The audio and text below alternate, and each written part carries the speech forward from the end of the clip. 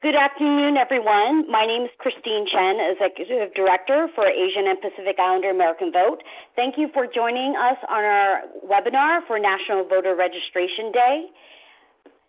We will go ahead and begin.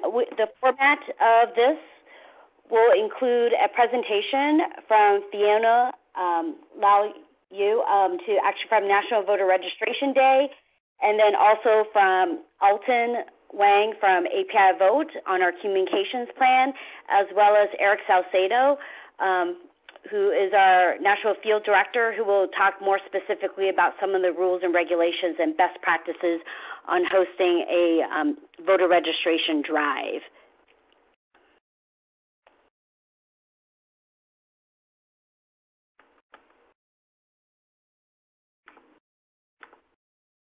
So as we have noted, we just want to flag for you that National Voter Registration Day is a campaign that actually is celebrated every year. So we just wanted to also remind you for 2015, it is September 22nd with our election day for many municipal races are slated for Tuesday, November 3rd.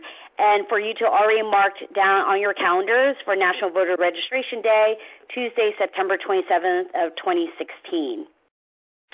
We also really wanted to thank all of you for participating because, as you may know, and if you would like to, we also encourage you to use these talking points in talking to volunteers and recruiting others about the importance of voter registration, is because we in the Asian American and Pacific Islander community have one of the lowest voter registration rates in the country. When especially compared to other communities of color and for whites and African Americans. Especially for local elections in 2015, the Asian American Pacific Islander vote can really make a difference in these local municipal elections when turnout is so low already. So when we actually are able to increase our numbers during these local elections, we can actually demonstrate the power of this community. 2016 is also a significant election, not only with the presidential election, but also various other congressional, state, and local races. So we must remember that it's not just about the presidential, but also down the ticket. As you may have already observed, there's a lot of discussions and rhetoric that's already being passed between the campaigns. And we also need to show by demonstrating our voter registration drives and organizing for National Voter Registration Day to the campaigns that we are organizing and that they also need to pay attention and also engage our community as they head into the 2016 elections. Currently, these candidates, some of them are currently treating API electorate as expendable, and so we need to show that it's not just about our populations growing, but our electorate is growing as it will be demonstrated by us registering more people and getting them onto the rolls. And lastly, when engaging with volunteers as well as talking to potential voters, remember the best thing to be able to motivate anyone is really about the issues, and the issues. Another thing we want to flag about why we need to go ahead and register or re-register voters is because in some of the primaries and caucuses, you do have to register with a particular party for them to actually participate. It varies from state to state, and all the rules and regulations do vary. But we will talk further on in this presentation in regards to who is actually and what states actually have that type of initiative and what you can actually do. And then there's also a role for those who are already registered during National Voter Registration Day. We will also be providing and encouraging everyone to pledge to vote. This simple URL will be actually available and made to all of you. And so we are encouraging everyone to use this so that way we can capture everyone that has pledged to vote and then remind them of different educational tools and other things that they can actually participate as they prepare for the 2016 elections. So with that, I would like to go ahead and turn the microphone over to Fiona Yao Liu, who is with National Voter Registration Day. Great. So I am just going to give a brief overview about what is National Voter Registration Day, what are the tools available to you when you sign up as a partner. So National Voter Registration Day was started back in 2012, and it is always the fourth Tuesday of September every year. So if you want to mark your calendars for 2016, you can feel free to do that. So it is timed so that it's about 3 weeks before most states' final voter registration deadline before the election in November for the year. And so it is a one-day coordinated effort of thousands of partners across the U.S., people who go out and do voter registration in the fields, in their communities, but also people, sending out tweets and sharing information via social media about getting registered to vote. And it's just one day where everyone does a big push for getting new registered voters in their communities. And so we set people up for, if you've never held your own voter registration effort before, we give people the tools and information that they need to go out and do this on their own, even just individuals or organizations. Anyone is pretty much eligible to become a partner, even if you're not with an organization. So we have a field toolkit, which is pretty much a guide that will get you set up for best practices on how to run a voter registration event. There's lots of tips and tricks in there. It'll show you how to recruit volunteers and that sort of thing. There's also a communications toolkit, which includes a bunch of sample social media posts, a press release, and some media alerts. And then they're also included in that there are some social media graphics that are available for use as well. And there are also, we have poster graphics available online as well, but if you signed up before yesterday, you are eligible to have some mailed out to you. This year we have 5 different printed posters available. We have English, Vietnamese, Simplified Chinese, Korean, and Spanish, all available online, and if you signed up before yesterday, we'll send those out to you as well.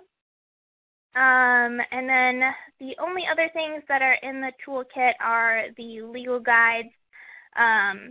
Those are for all 50 states. They are on how to run your voter registration drive. It includes where you can get forms and where to find more information about more detailed rules that you'll need to know for your state. And then we also have a new tab in there for the webinars that we've hosted previously.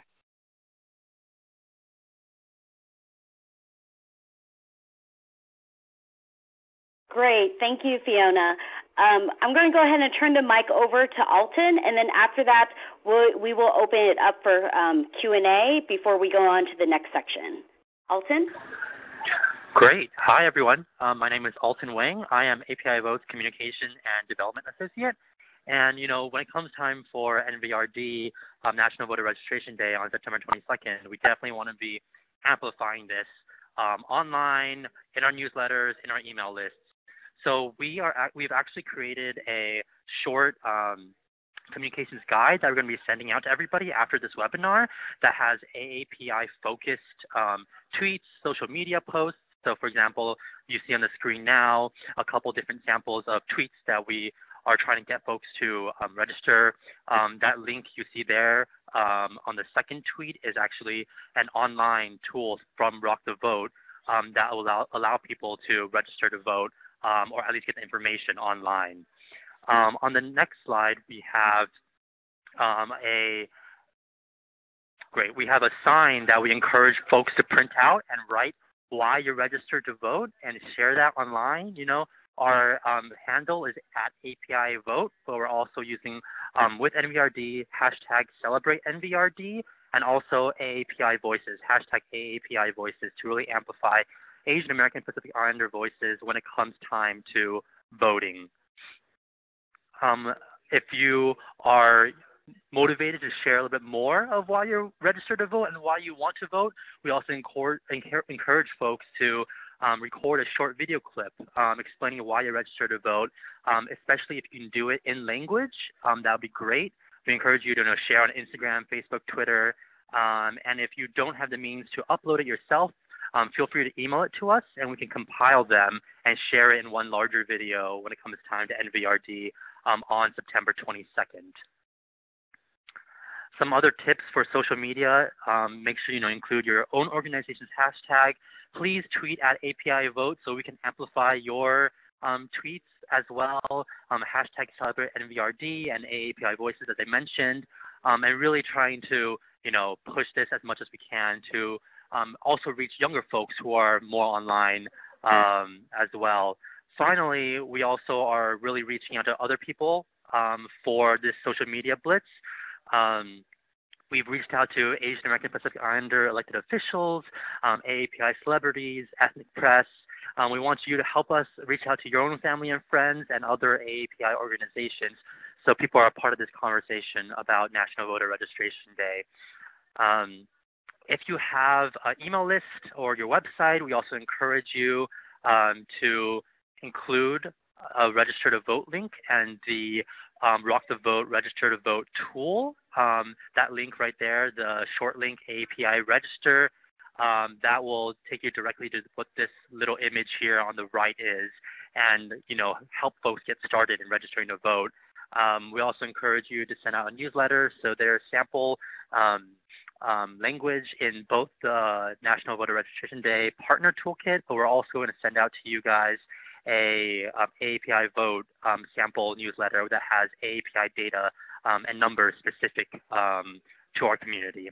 So at the end of the day, we really want just to amplify the message and try to get as many people online joining the conversation about why you're registered to vote and why others should register to vote as well. Dr. Christine?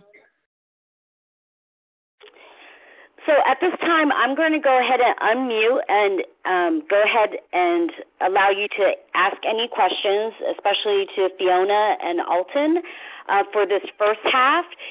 For those of you, if it's a little bit noisy in your background, we ask you to mute yourself. You could do that by pressing *41, and to unmute yourself, it's *42. And then after the initial Q&A, we will go ahead and start the second half of the webinar to really discuss about some best practices and things to note when you're doing voter registration drives.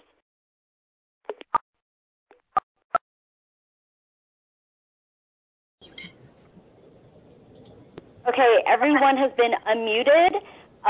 Does anyone have any questions? Please introduce yourself and what state you may be coming from and organization.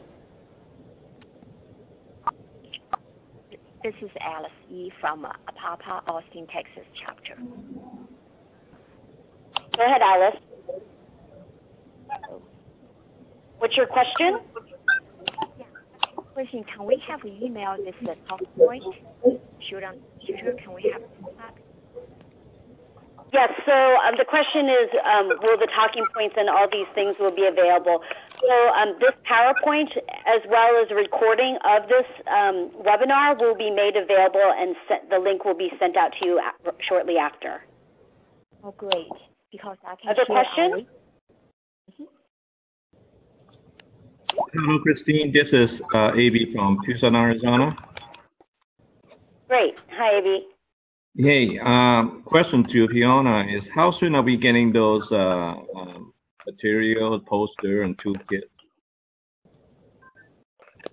It depends on when you sent in your sign-up. So if you signed up before July 31st, which was the priority deadline, those will be arriving to you sometime this week, definitely before this Friday. But if you signed up after July 31st, so anytime between August 1st and yesterday, those will be going out to you in the next week or so.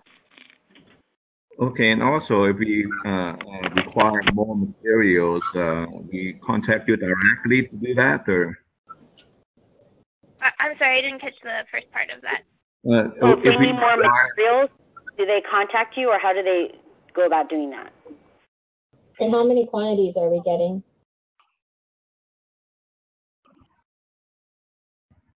I'm sorry. Fiona, I missed the question was, if they want more materials, can they request it, and how do they go about doing that, or should they download it? They should download it. So we have a set number of posters and stickers printed, so we aren't able to print any more than we already have. So if you need more than we sent you, you'll need to download those from the website. thank you. We also would like to note that for some of the Chinese posters that were mailed out, there was some a misprint, and so you may just need to double check that you got the correct version. If not, we just encourage you to go online. The correct version of the Chinese translation is available online. This is Giselle Rushford with National Federation of Filipino American Associations. We have an event that's upcoming before before September 22nd, and can you provide us the link to the downloadable version so we can just print it ourselves? Oh, yeah. Okay, thank you. That's all. And a lot of these links, like I said, that are in the PowerPoint will also be emailed over to you as well. I appreciate it, Christine. Hi, this is Tessa Schwan from Cincinnati, Ohio. I'm with the Asian Community Alliance. So we're in Cincinnati, so we're close to two other states, Indiana and Kentucky. So will you be sending just information for our state, or for all 50 to every person? So Fiona, can you clarify what materials are being actually mailed out to them? Yeah. So the only materials that we physically send out are posters and stickers. All other materials that I mentioned are online in the partner toolkit. So this is Giselle again. So the posters are all available online? Yes. And okay. in print as well. And the event that I'm mentioning about is going to be in 2 days. So will we have access to the link, or is that going to be sent right after this call? That will be sent right after this call. Thank you. Other questions before we move on? Nope. Okay. Great. So I want to go ahead and go through a quick overview, and this is a refresher for some of you who have attended our trainings across the country. Once again, the importance of why we need to do the voter registration drives is because the onus in the United States is really on the individual and not the government to actually get them registered. And in addition, some of the other barriers that we're facing is that there are various voting laws that are in place. As you can see in this map, with the ones that are in red are the ones that actually have more barriers for the actual individuals. And so it's really important for each and every one of you to actually download your state-specific guide and actually understand the rules and regulations in regards to voter registration, as well as any voter ID laws that may actually be in play for your state. So on the National Voter Registration Day website, they do have some guides, but we also do work with the Fair Elections Network, who also have these state-specific guides. In particularly, I wanted to flag for you to take note of whether or not you have any training requirements. A few states do ask that everyone that's conducting their own voter registration drives get trained. A large majority do not have this requirement. There's also some states actually require you noting that who you represent and why you're actually doing this work. There are some compensation regulations, but I think for the most part, everyone here on the call is actually doing this as a volunteer, so we won't need to go into that.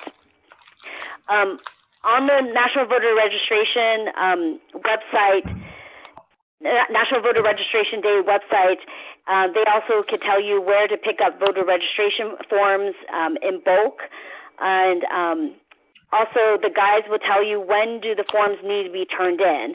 Some of them are as quickly as 3 days, others are a little bit longer. And lastly, the other thing for you to consider is whether or not you can make copies of the completed voter registration card or enter the information into the van, so that way we could keep track of everyone that you've actually registered. The importance of doing that is that we like to make sure that the people that you did register actually get onto the voter registration rolls, and then two, we want to make sure that once they're registered that we actually reach out to them to get them prepared with voter education efforts and get out the vote efforts in 2016. As a reminder of who can actually register to vote, you must be a U.S. citizen by birth or naturalization and 18 years or older on election day. For registration requirements vary state to state. For instance, like in Utah and in Minnesota, they actually have same-day voter registration. And some have requirements that require you to be able to sign your own name or mark.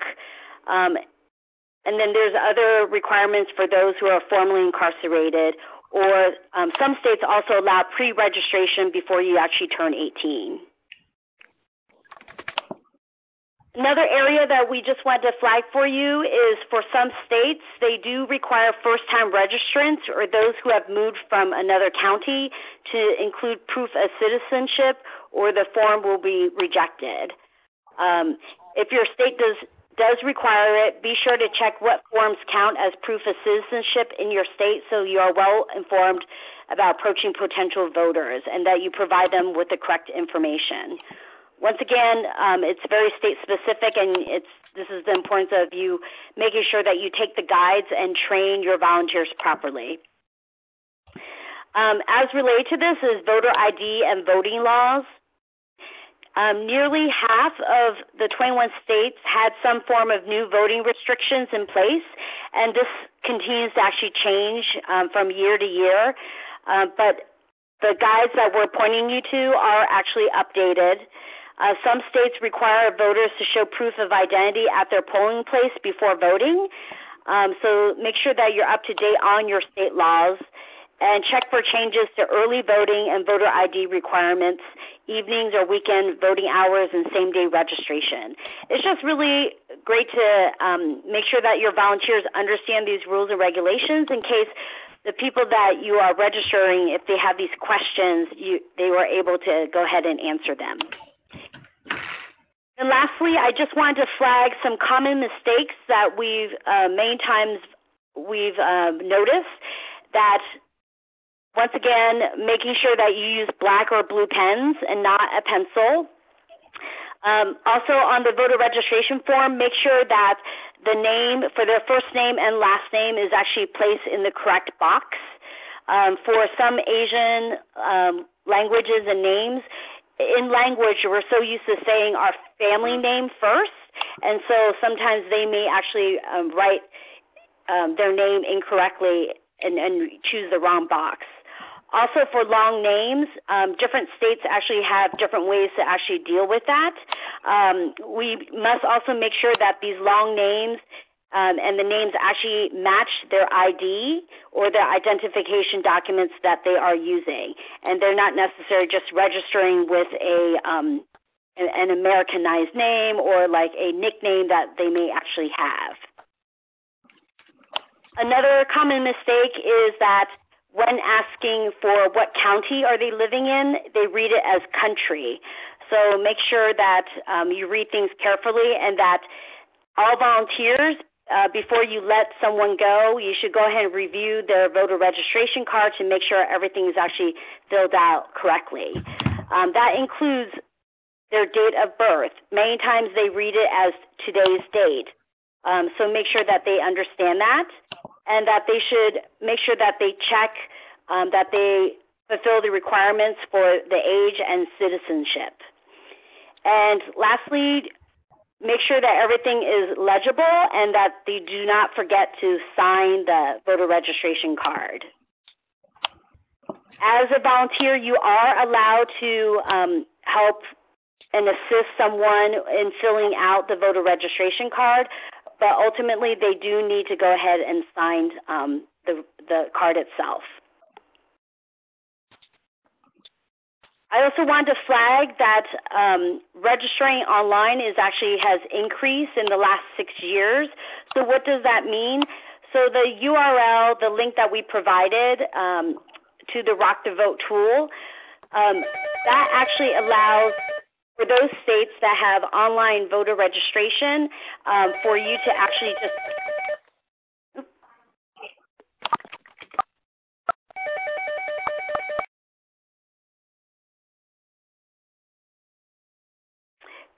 Sorry about that. I just realized I never muted everyone. So once again, in regards to registration online, what that means is that when you actually use a tool like Rock the Vote, for the states that are in blue, those states, their tool, the online voter registration tool is actually tied to their own system. So you actually do not necessarily need to download the form and sign it and mail it in. You can actually just go online and fill out the form, and it will just be tied back to your driver's license or any type of particular ID that the state may actually have for you. So we're really excited that, at least in these states, registering online is going to be more widely available for you to utilize. And then after your volunteers have actually registered and have completed their voter registration drive, once again, we want to check your registration after you've turned forms in. Did they actually go through it thoroughly? Were there any mistakes? Encourage folks to also check it themselves. Make copies of the completed form or enter it into the van or into an Excel sheet, so that way we could go ahead and document that. Collect any pledge cards and submit them, as well as, once again, we would like to go ahead and enter that into the van and the database system. And just remember, turn in the completed registration forms in a timely basis based on your state law. So with this, I'm going to go ahead and turn it over to Eric to quickly go over rolling out an effective voter registration drive. Thanks, Christine. Good afternoon, good evening, everyone. My name is Eric Salcedo. I'm the National Field Director for APIAVote. And when we talk about doing voter registration drives, we have the philosophy that they're not one-time events, that they're hard work but rewarding work, and that voter registration is the building block. So what do we mean by these philosophies? Well, we know that helping our communities exercise their right to vote is a year-round process. Voter registration efforts do not begin and end with National Voter Registration Day. It's a day that we highlight our efforts, but it's a year-round, consistent and constant effort to register our community to vote. Because even if they happen to, say, send in their application the day after the deadline, that just means they're going to be already registered for the next election. It's hard work. I think registering voters is a lot harder than getting registered voters out to vote, because if you're using a voter file like the van, we know so much information about them. We know their name, their address, their telephone number, their age. When we're registering voters, the person you approach, they might not be eligible to vote, or they live in a different state, or they're already registered. We don't have that much information about the unregistered voter. But it's rewarding because we're adding someone to the democratic process. And registering people is a key component to our democracy because we're allowing them to participate in democracy. Oftentimes when I'm going door to door and I'm told by someone, hey, no soliciting is allowed here, I tell them, well, I'm not selling a product, I'm just promoting democracy. So how to plan a successful voter registration drive? know the rules and set goals. As Christine reviewed, know what it takes to do voter registration in your state. Some states require you to be deputized. Some states require you only to handle the material for a set amount of time or not even make copies of it. Know the rules. And also set realistic goals. Make a plan. Be strategic about the types of events that you want to go to, who you're going to send. If it's a street fair where you know there's going to be a lot of young people, maybe that's where you send your younger volunteers. If it's an older event where, say it's like a animal rights event, send your older volunteers or people who own pets. Also, know what activities are good to do voter registration at. Set a goal that can be attained. You want to recruit volunteers and, keep good records because you want to know who the volunteers are that showed up on time, how many voters they were able to register, and maybe promote them to a leadership position in the next campaign. So setting your goals, make sure that they're SMART, and that stands for specific, measurable, attainable, relevant, and timely. If your goal is to register 1,000 voters, you're not going to register 500 of them in the month of September, right? So make sure they're specific and attainable. Within your organization, start off within the people most closest to you, like your staff, your board, and your volunteers, and then move outward. And set internal and external goals. For example, an internal goal could be you want to identify, train, and promote 10 volunteers to become leaders in the next election cycle. Or your external goals are that you want to gain recognition from the media and elected officials for the number of voters that you registered and subsequently turned out. So the key to this is making a plan. If you fail to plan, you plan to fail. Again, your goals, how many activities do you need to arrange to achieve your goal? How many volunteers are you going to need at each activity? So think strategically. Who are your community partners that know other people who would be interested in becoming a part of your campaign or have access to who can get you like free booth space at an event? What's your budget and your timeline? If we're thinking about National Voter Registration Day, it's a 3-week timeline. And your organizational chart, who is going to be in charge of what? So planning ahead. When you are looking at an event, you want to think about at least a couple of weeks out and think about a couple of things. One, where are you going to have your volunteers meet? What happens if it's an outdoor event? What happens if it's raining? Maybe you could go indoors to like a basketball tournament or something. You want to make sure your volunteers are confirmed. And this is something that we always harp on, or I always like to harp on, is that when you're confirming volunteers, the key rule of thumb that I use is that if they don't have a name and they don't have a telephone number, then they don't exist. So, for example, if Alton tells me, "Hey, Eric, I'm coming to volunteer and I'm bringing 10 people," and I ask him, "Well, do you have the name and telephone numbers of those 10 people?" and he says no, then I'm only going to count Alton as one person, because if they don't have a name and they don't have a telephone number, they don't exist. And then have someone designated to train at the before you do your effort, because it's always good to make sure that everyone is brushed up on the rules and regulations, that they practice with one another, their sample rap on how they're going to approach people to do voter registration, because you're always going to have seasoned people and you're always going to have new people coming out. So it's good to all get them on the same page and possibly introduce the new volunteers to the seasoned volunteers, so if they have any questions, they know where to go to if you're not available. Recruiting volunteers. A key thing to this is knowing how many volunteers you're going to need in order to reach your goal. Now, this is something that's always kind of fluctuates, is how many volunteers, how many voters can a volunteer register in a shift? And this is why you want to keep good records, because you'll know certain events you can yield a higher registration rate than other events. For example, if you're going to a naturalization ceremony, you know that the place is rife with people who are, one, eligible to vote and who are not registered. So you can, really go all out and get those people registered.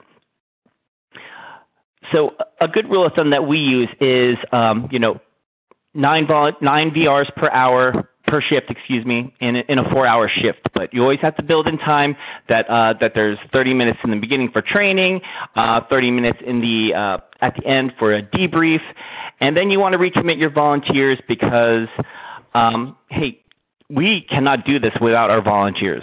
Right, so you have to know how many you need to have. Remember the rules of halves, that if you need 6 volunteers, recruit 12 because 6 of them might flake out or might show up late. Things happen. And then at the end of each event, thank your volunteers. Thank them when they show up, thank them in the middle, and thank them at the end, because you have to make it fun. They're out there not because, they're getting paid, but because they believe in your philosophy of the organization that they're volunteering for. And, you want to have it fun because they're going to show up again if it's a fun event or if they have a fun time. Other additional things you need to plan for: make sure you have enough packets for the number of volunteers you have, pen, clipboard, FAQ, and a tally sheet. If you're in one of those states that can do online registration, maybe you could bring a tablet or an iPad so they could do online voter registration. And at the end, make sure, keep a tally sheet because, again, you have to make this fun. Sometimes you can make it a contest where, the person who registers the most voters can win a Starbucks gift card or something. So training your volunteers. One of the things that I like to do when everyone is there at least 30 minutes prior to the start of the shift, gather everyone up, have them go introduce themselves, who they are and why they're there, and if they've ever done this before. Again, you're identifying who the seasoned people are and who are the new people are that you'll need to probably hold their hand the first time out. Review the rules of what they can or can't do, like if they can keep a copy of the voter registration form or not. Go over the voter registration form itself, highlighting those trouble areas that Christine mentioned earlier.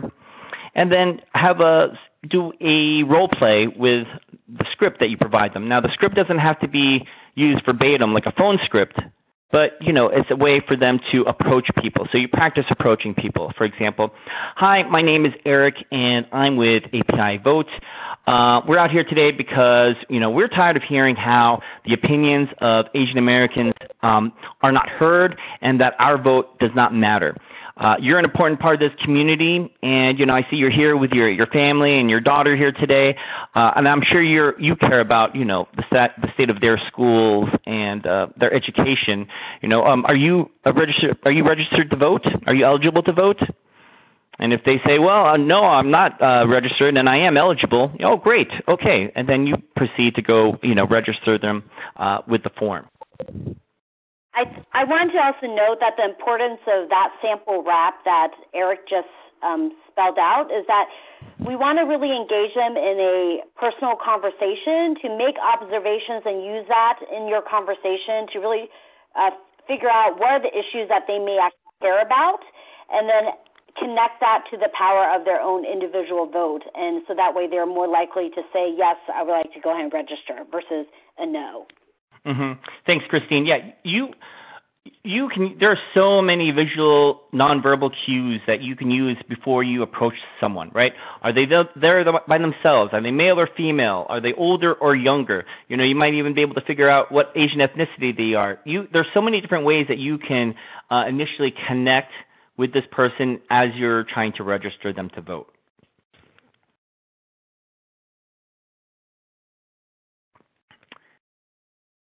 Okay, last minute tips for volunteers. Have them be proactive. That's why I'm not a big fan of tabling at events. I'd rather them mingling in the crowd and approaching people versus waiting for unregistered people to come to the table.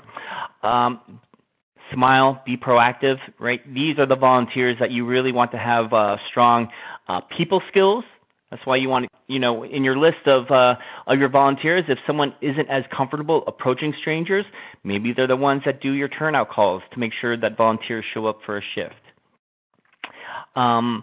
Be approachable, how do I put this? Have your volunteers, provide them a breath mint, make sure they have good hygiene so that people will want to engage with them. And highlight the issues during the training, what you want them to focus on, especially if it's a local issue, and then practice, right? Practice makes perfect. It's always good to practice, which is why we do that sample role play, even for the seasoned volunteers, because practice makes perfect.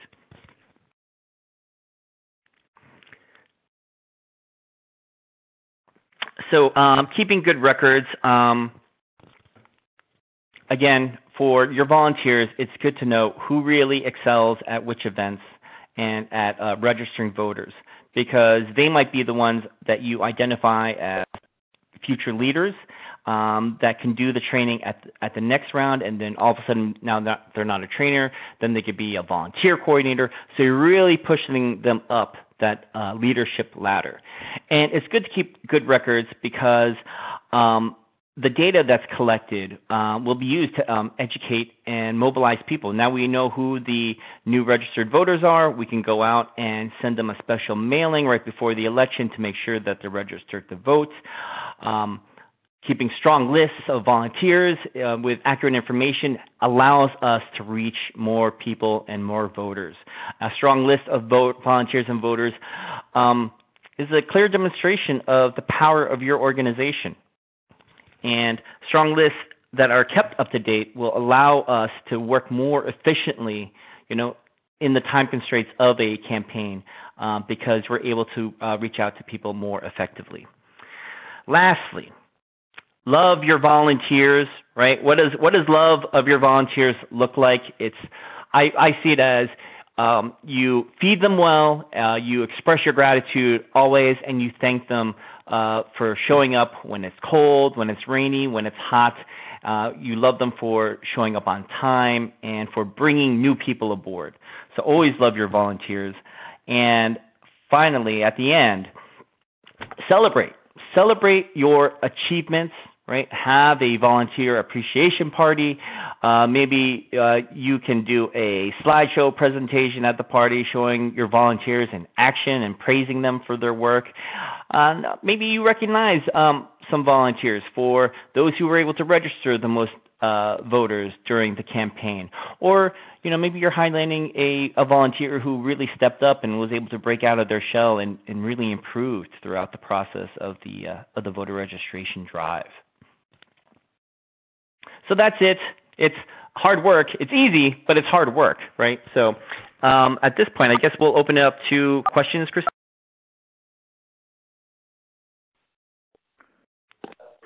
Hi, everyone. I just unmuted everyone, so we could go ahead and open it up for a Q&A. Any additional questions? Christine, this is Vida from Las Vegas. Yes. Hi, Vida. Can I get some numbers for the state of Nevada? Or Nevada? You mean in terms of 2 years ago and 4 years ago? Oh, you mean in terms of how many people have been registered? Yes.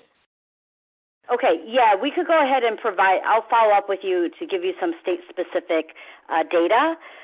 But in the meanwhile, also for everyone else, we do have some basic state-specific fact sheets. If you go to apiavote.org/research, and I will also send that out to everyone. If you scroll down, there are actually a number of state-specific fact sheets that you can also download. It provides information not only about your population, but also citizen voting age population, as well as what counties have the highest population of Asian Americans and Pacific Islanders. Great, thank you. Other questions? Christina, this is Fahina from Salt Lake. I was just wondering, would they have will you have the PowerPoint up somewhere so that if we could use some of those slides for our training? Yes. So a PDF will actually be sent out to everyone right after this, but if you need the PowerPoint to actually do additional training, you could go ahead and email me, and I'll forward that over to you. Okay, thank you. Christine, in the website on APIAVote, is there a location or a list of names that are for certain states that are doing this, organizations that are doing this? I'm trying to see if we can convert resources here in Colorado, for instance. You know what? I will go ahead and follow up with you since you registered to see what other organizations are from Colorado and get you in touch with them. And also other states. Okay, thanks. Okay. Any other questions?